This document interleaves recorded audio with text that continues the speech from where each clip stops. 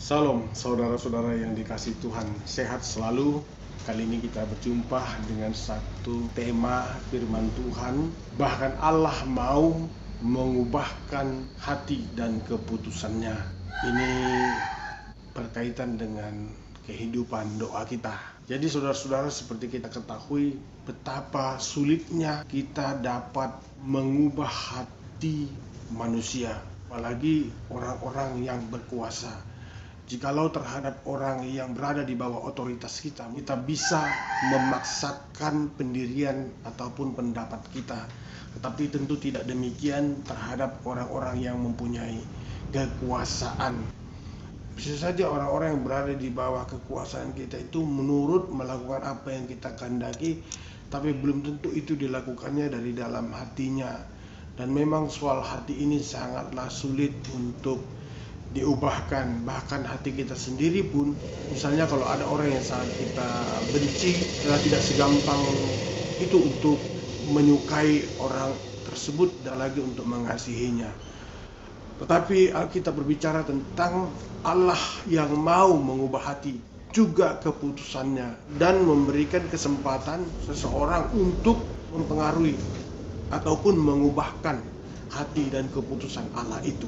Tentang hal ini salah satu adalah Musa yang menjadi pelajaran bagi kita. Keluaran pasal 32 ayat 7 sampai 14. Dikatakan di dalam ayat yang ke-14, dan menyesallah Tuhan karena malapetaka yang dirancangkannya atas umatnya. Saudara-saudara, jikalau memang Allah memberi kesempatan kepada Musa, mengapa tidak kepada semua orang yang mau melakukannya?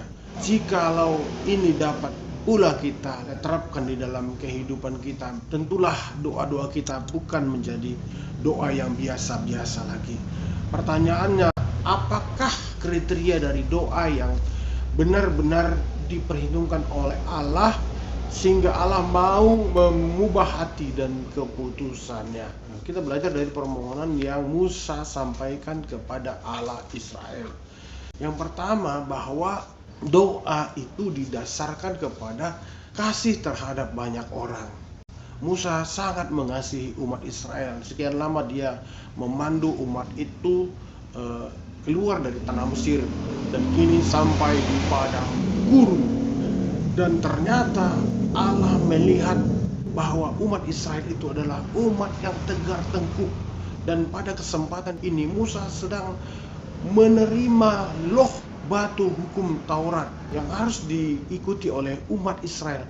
Namun sementara itu di bawah Gunung Sinai, umat itu telah berdosa, berbalik dari Allah untuk menyembah dewa lain.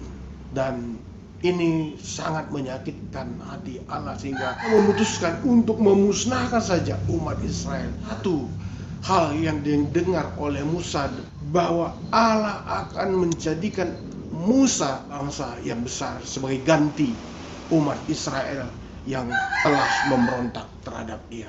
Saudara-saudara dikasih Tuhan, hal ini ternyata tidaklah menggiurkan bagi seorang Musa. Justru dia melunakkan hati Allah untuk dapat tetap mengasihi umat Israel.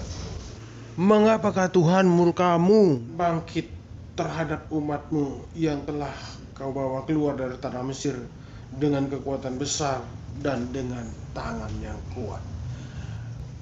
Musa tidak egois.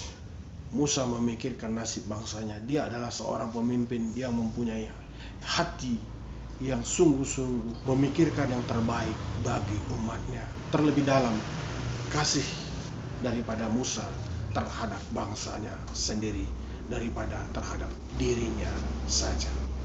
Yang kedua, saudara-saudara, doa yang dinaikkan itu adalah doa yang bertujuan untuk kemuliaan Allah. Memang tidak ada manusia yang sempurna, dan karena kesempurnaannya itu layak untuk mengajukan saran ataupun nasihat terhadap Allah, karena Allah itu adalah melampaui segala akal dan pemikiran kita, melampaui segala sesuatu.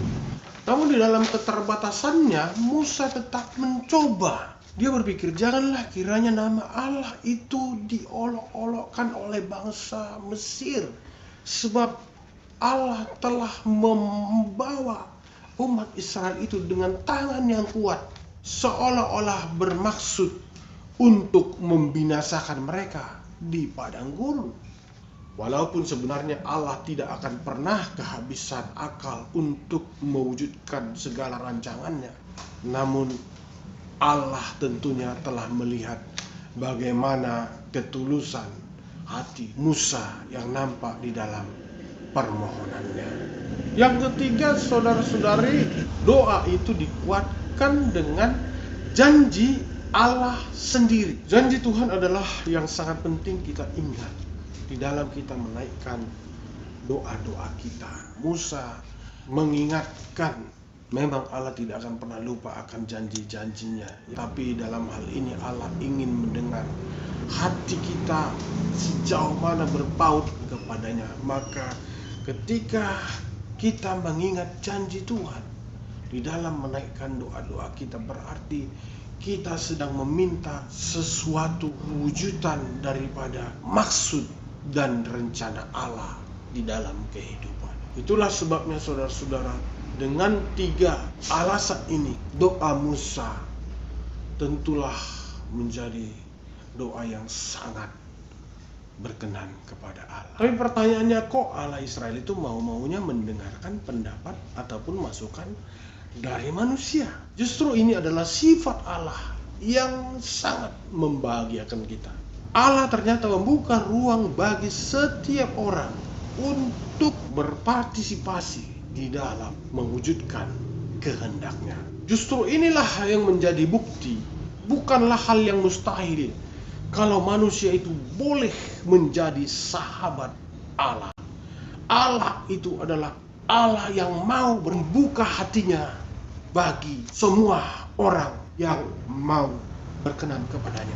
Rahasia kedekatan Allah itu dinyatakan melalui Tuhan Yesus Kristus. Dia mengatakan, "Aku tidak menyebut kamu lagi hamba, melainkan aku menyebut kamu sebagai sahabat."